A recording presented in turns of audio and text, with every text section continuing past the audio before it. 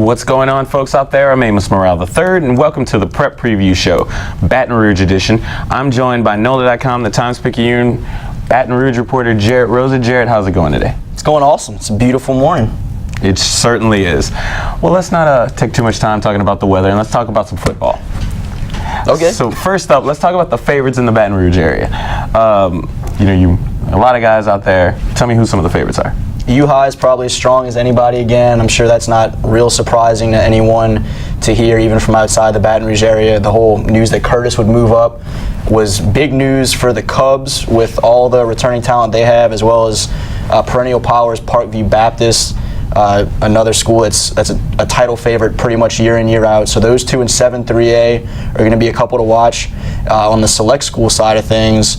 And then really when you look at the non-select side of things as well, you look at a team, Livonia, that a couple of years ago got to its first semifinal, played those Parkview Baptist Eagles, and came up short. And then last year they get to the Mercedes-Benz Superdome for the first time in school history. They lose to Union Parish. Coach Brewerton leaves and goes to Zachary.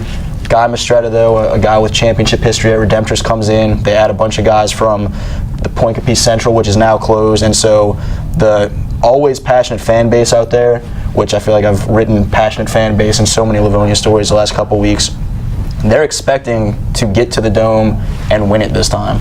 Well, they certainly had fun the last time they made it there. Oh, they always have a blast. Now talk to me a little bit about some of the other teams to watch, some of the sleepers. Who are some of the guys that can make a run that we might not be expected to? I don't know about sleepers necessarily from this group, but some of these 5As that are going to be really strong again that maybe don't have as strong a chance in my mind at winning. When you look at, say, Dutchtown, Scotlandville Central, they would have to go through teams that are more favorited around the states, like Acadiana or Parkway or something along those lines. But they should have really strong seasons again. Dutchtown has a program that they're set up enough that last year they thought might be a down year after losing so many seniors, and they end up having another state quarterfinal trip and just a great year, co-champions with Catholic in that district.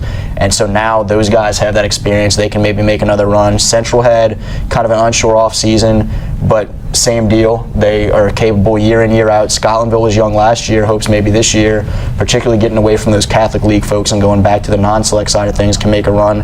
And then Catholic, again, will be as strong as anyone in 5A. And in with that group, Curtis and Rummel and some of those folks are obviously a tough test, but the Bears should be a real strong 5A football team again. All right. Now talk to me a little bit about some of the players that we're going to be talking about. Who's some of the guys that we may know, and who's somebody that we might not know that it's a name we're going to learn this year? Sure. I guess kind of sticking with some of those teams that we've already mentioned, there's a lot of guys that are planning to go to LSU. A lot of guys on U-High. You look at Nicholas Brosette and Dylan Moses, a couple LSU commits for the Cubs. LSU commits from Catholic, Darius Geis from Central, Kevin Henry. A bunch of other guys over there at U-High. When you talk about Trey Jackson, a Florida commit, Malik Antoine is still out there figuring out where he's going to go, but he's gotten some interest from folks like Cal and Oklahoma State.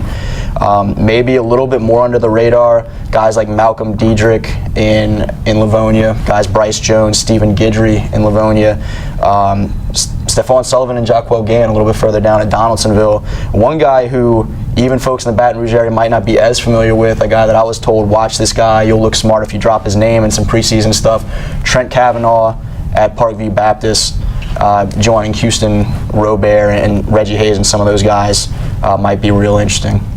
All right.